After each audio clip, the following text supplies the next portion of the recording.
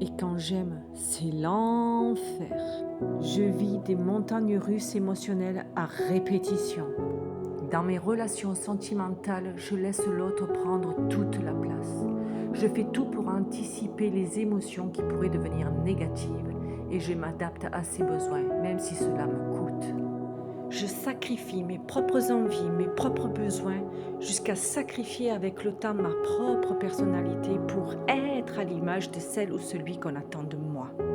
Je suis un vrai caméléon. Posez-moi face à une personne, je capte de façon inconsciente ses vibrations, sa personnalité.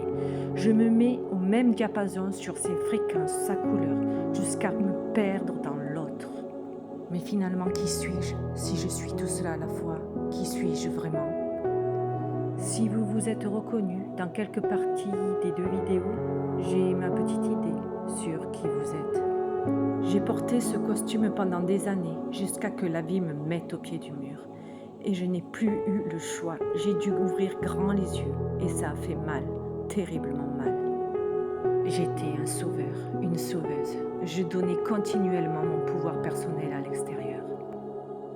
Je confondais la bienveillance, la compassion, l'altruisme, le respect, l'amour avec le sacrifice, par amour et pour l'amour. Je vivais et revivais toujours le même cauchemar dans toutes mes relations.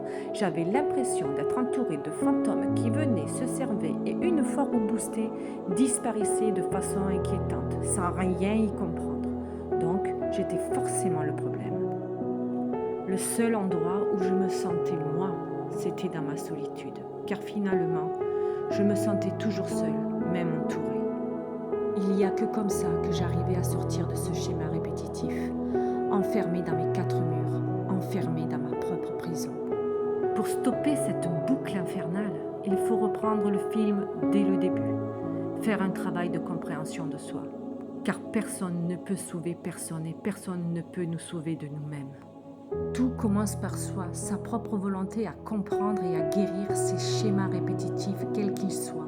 Et oui, reprendre le film dès le début, à analyser, prendre sa part de responsabilité de façon honnête et sincère dans tout ce que l'on a vécu, à réapprendre à se respecter, à respecter ses besoins, ses envies, ses rêves, de s'aimer tel que l'on est avec toutes les parties de notre personnalité, que cela plaise ou pas.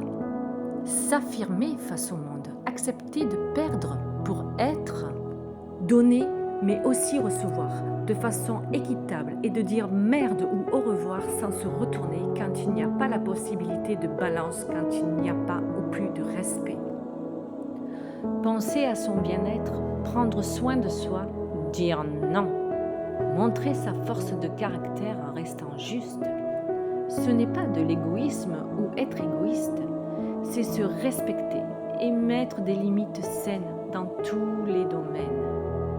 C'est tout simplement reprendre son pouvoir personnel, se remettre au centre de sa vie, guérir une bonne fois pour toutes ce schéma de sacrifice, de sortir de cette cage, être libre, vivre haut en couleur, avec gentillesse, compassion, altruisme, respect et amour, mais plus du tout avec les mêmes jeux de cartes